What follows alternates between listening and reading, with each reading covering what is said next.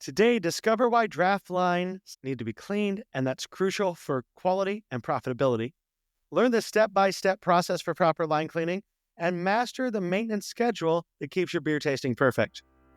Hello, and welcome to the Bar Business Podcast, where we help bar owners increase profits, attract loyal guests, and simplify operations so you can avoid burnout and finally enjoy your life outside of your bar. I'm your host, Chris Schneider, the Bar Business Coach. Before we get started, a quick thank you to our sponsors, Spot On, who provide a great modern POS solution for the bar and restaurant industry, and Starfish, who use AI to turn your books into actionable steps to increase profits. Today, we are exploring the critical importance of draft line cleaning, the proper techniques to maintain them, and how this impacts your bottom line. Many bar owners underestimate the impact of proper draft line maintenance on beer quality and profits, which leads to unnecessary waste, customer complaints, bad customer experiences, and most of all, less money in your pocket. By implementing proper cleaning procedures and schedules, you can ensure consistent quality and maximize your draft beer profits. Now, how do we start on this? Well, first of all, let's talk about why clean draft lines matter.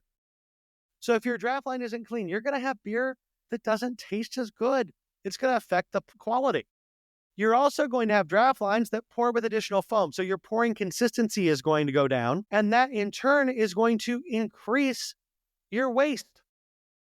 So when your draft lines don't pour properly, that normally means foam. Foam equals waste. And like I said, that also means that the quality is worse. Your customers are not going to be as happy. And besides the fact that it's just freaking gross, they can have some issues with health regulations. It's nowhere, no health department that I'm aware of, is okay with serving customers something that isn't clean.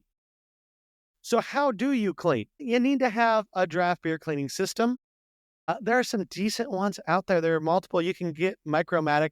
There's another company called TapTech that sells great systems for bar owners, and they have videos and everything that support that. So those are the two I would go to. And you need to get the right equipment. Normally, that's going to mean that you have some sort of keg or vessel that you can put cleaning solution in that will hook up to your draft system. And you're going to need with that probably a faucet wrench and some brushes to clean the faucet as well. Now, when you go about cleaning, it's really pretty simple.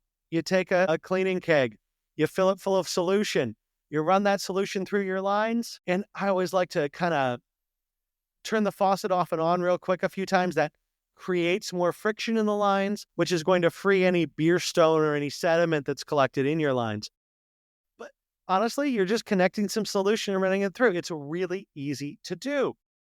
Now, the one thing you have to make sure of, and this is where it can be difficult, is you have to make sure that you aren't serving cleaning solution when you pour the first couple beers. So you got to pour beer through there.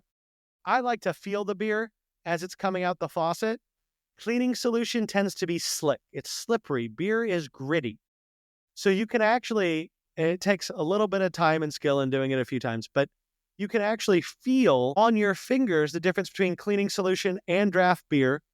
And so you can get to the point where as it's running through the line, you honestly just feel when it switches from being cleaning solution to being straight beer.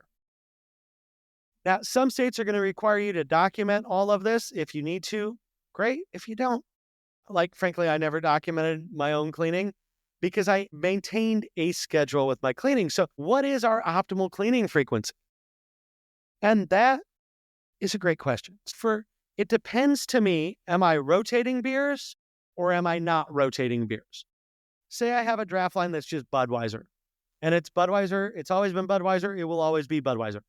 I want to clean that every couple weeks. I'm not worried about cleaning it in relation to when kegs blow. It's Budweiser. It's not that expensive. If I lose a little bit. It's always better to clean kegs after a keg blows before you tap the new one because you're losing less product in that. And how much product you lose is a function of how long your lines are. That's a different conversation for a different day.